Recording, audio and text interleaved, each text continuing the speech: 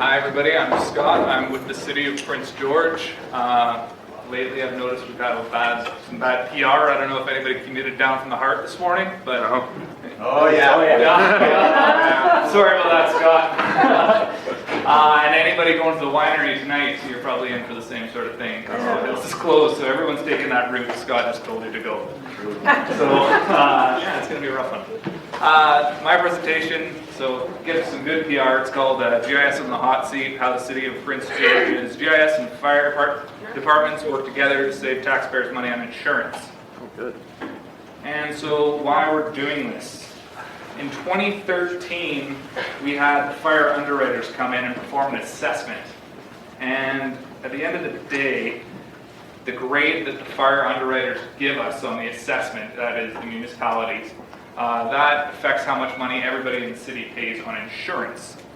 Side note, if you go to their website, fire insurance and the history of fire insurance is way more interesting than you could ever possibly imagine. It started out where it was privatized, like fire departments were privatized, so if your house was on fire, you'd call like Curtis Elite to come put it out. So it was bizarre. So in that survey, over 500 pieces of information are reviewed. And basically it's broken down into two categories. There's private dwellings that are assessed, and then there are industrial and commercial dwellings that are assessed. Fire pre-incident plans are one of the items of those 500 that are assessed, and they're mandatory by the fire underwriters. So our fire department has to have pre-incident plans for every single commercial and industrial dwelling in the city. Before we got involved, it looked just like this. It was sitting underneath one of the fire chief's desks. There was a giant stack of maps, pre-incident plans. So our goal was to make it more accessible, get it digital so everyone can have access to it, or the firemen can have access to it. It was making that more accessible. It was higher likely that we would stay at our current level of our grading or even surpass it. So far, the program has been a huge success. We've already had 2,000 properties entered. Each one of these red squares on the map here, it's just a snapshot of the viewer. It represents pre-plan that was entered into the system. There were some growing pains with this. At first, the program actually spits out PDFs, and at first it was once a week. And then I'd get a call on Monday morning saying, hey, these plans weren't spit out yet. And then I'd go look on the server, and that's because it was still chugging out plans. So I'd have to call and be like, well, how many did you create last week? And they'd be like, oh, like 150. And so each plan is at least 2 pages. So she was just chunking away. So we had to change it from running weekly to nightly. This is an example of one of the pre-plans. So every pre-plan has it's printed out to a PDF, and it has the actual property on it in the middle. All of the hydrants here are in red, and private ones are in yellow. The fire department likes to tie into the city ones because they know they've been tested. Private ones, they do that just if they need to. So if incident does happen, then they can map out locations and figure out a plan of attack on how to get there.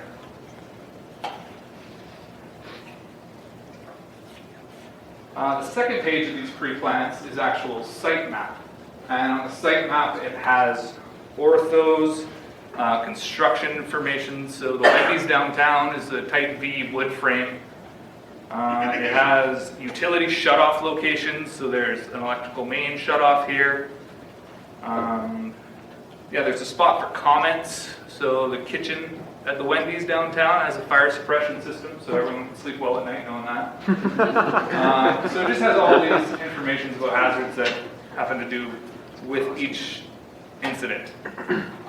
Things can get pretty haywire. This is ProxyChem, one of the buildings at ProxyChem.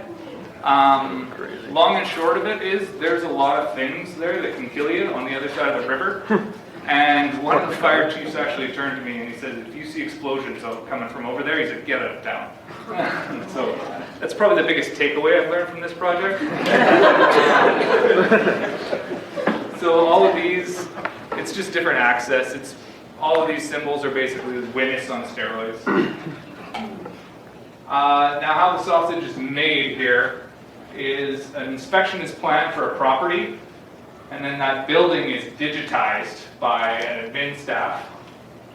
And then a field visit is conducted and the inspector marks up the plan. The admin staff then goes and enters that plan into the system. PDFs are created nightly and uploaded to laptops in the fire trucks. And when a call comes in from the regional district dispatching center, that plan is automatically opened on the laptops in the truck.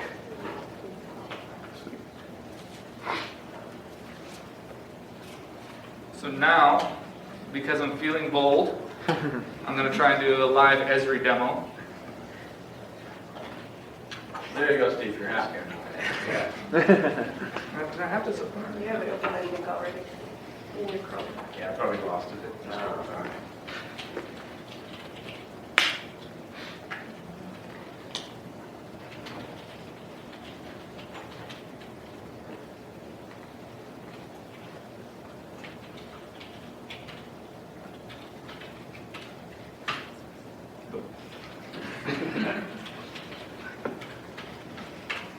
Oh, come on.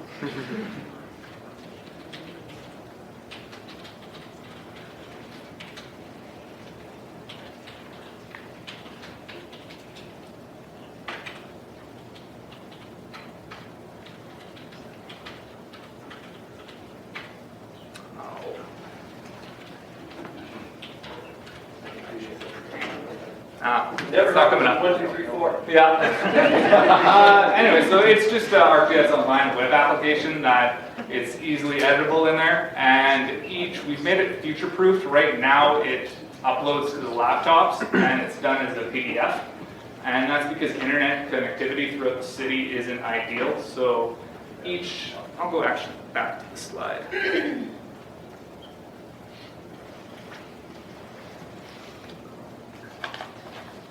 So each item in these pre-plans actually has additional information stored with it.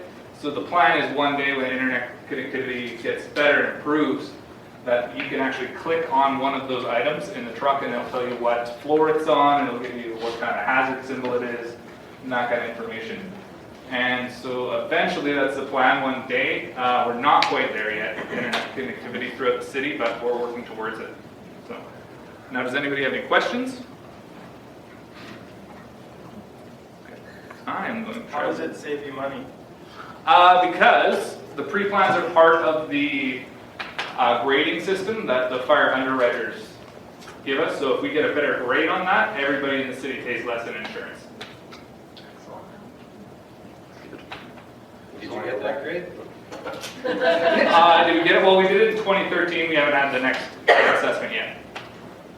So hopefully we'll pass with flying colors then. Who's responsible for updates? Like something changes in a building, you get old information, how does that work? So fire inspectors, they have to go yearly and go and inspect the buildings. And so they do that. And then it's often, they'll just mark up a PDF map.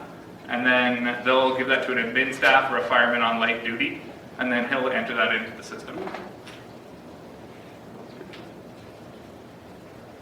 So I actually tried to go and get a copy of one of the old pre-plans, but our system's working, so they threw them all out already. So, And you have to do this for all the buildings in Prince George? all the inspectable ones, so that would be any commercial or industrial. Yeah. And the best thing about this whole process is I actually don't have to create any maps. It's all done through data-driven pages, so all of the data, all of this information, so the oil cycle building, the legend, all of that information is all done directly from the data. It's read and then created nightly.